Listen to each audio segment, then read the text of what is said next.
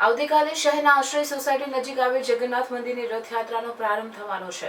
ભક્તિ અને શ્રદ્ધાભર્યું આ પર્વ ઉજવવા માટે ભરૂચવાસીઓમાં ઉત્સાહની લહેર છે। જો કે યાત્રાના માર્ગની હાલત અત્યંત બિસ્માર હોવાથી લોક માત્રામાં ગુસ્સો જોવા મળી રહ્યો છે।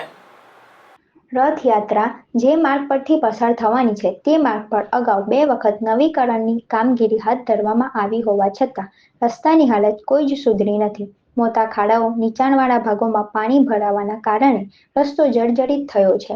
સ્થાનિક રહીશોએ પાલિકા તંત્ર સામે કટાક્ષ કરીને કહ્યું કે જેમને આવા પવિત્ર તહેવારોના માર્ગોની વ્યવસ્થા કરવા જાગૃત હોવું જોઈએ તેઓ નિંદ્રાધીન જણાય છે। રહીશોએ તાકીદ કરી છે કે યાત્રાના પૂર્વે તાત્કાલિક અસરથી રસ્તા મરામતના કામો હાથ ધરવામાં આવે જેથી ભક્તોએ તકલીફ વગર યાત્રામાં ભાગ લઈ શકે। તેઓનો મેસેજ સ્પષ્ટ છે, શ્રદ્ધા સાથે સુવિધા પણ જોઈએ। છેલ્લા 1 વર્ષથી આ રોડનું બનાવતા બની ગયા પછી 6 મહિનામાં રોડ ખલાસ થઈ ગયો ને ત્યાર પછી રિવાઇઝ ટેન્કરો બહાર પાડી અને આ રોડનું કામગીરી છેલ્લા 1.5 મહિનાથી ચાલે છે।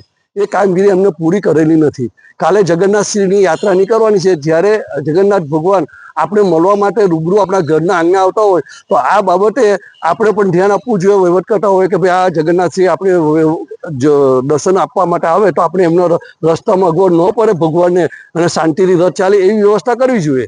એવી વ્યવસ્થા કરતા નથી આ લોકો અને આ બાબતે અધિકારીઓ તરફથી પણ કોઈ જાતનું ધ્યાન આપતા અને એની પર સુપરવાઇઝિંગ જે રાખવામાં આવે છે તે પૈસા ખર્ચીને રાખવામાં આવે છે। એ સુપરવાઇઝર હોય એનું જ કરીને ચાલ્યો જાય છે। તો આ બાબતે કલેક્ટર સાહેબ મારી નમ્ર વિનંતી છે કે આપણી કલેક્ટર કચેરીની આજુબાજુ જેવી લાઇટો મુકાવો છો, મિનિસ્ટરોને સારું દેખાડો છો, તો આ બાબતે આપણી કક્ષાએથી નગરપાલિકાને કહ્યું કે જે રોડ પર આવી વ્યવસ્થા થઈ શકતી હોય તે કરવી જોઈએ। અને નંદેવારનો રોડ તમે જુઓ સાહેબ કે 2 વ્હીલર ચલાવવાની તકલીફ છે।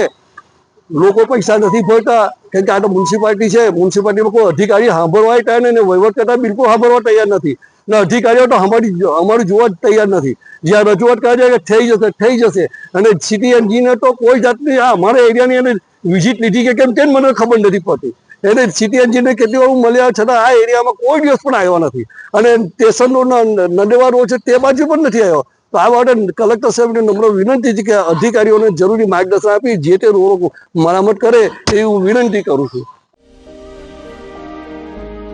પ્રગટ ગુરુહરિ મહંત સ્વામી મહારાજ એટલે પરોપકારની પરાકાષ્ઠાના સર્વોચ્ચ શિખરે બિરાજમાન કરુણા મૂર્તિ સંત, જેઓએ વિશ્વભરમાં આવતી અનેક આપત્તિઓમાં નિસ્વાર્થ ભાવે મદદનો હાથ આપ્યો છે।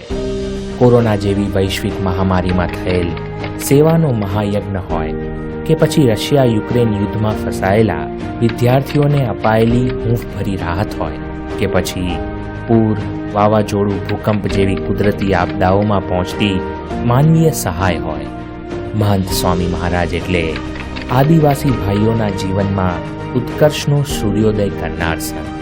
એવી જન અને કણ સુધી પહોંચતી કરુણા ગંગા વહાવા પરમ પૂજ્ય મહંત સ્વામી મહારાજ ભૃગુ કચ્છની પવિત્ર ભૂમિ પર પધારી રહ્યા છે।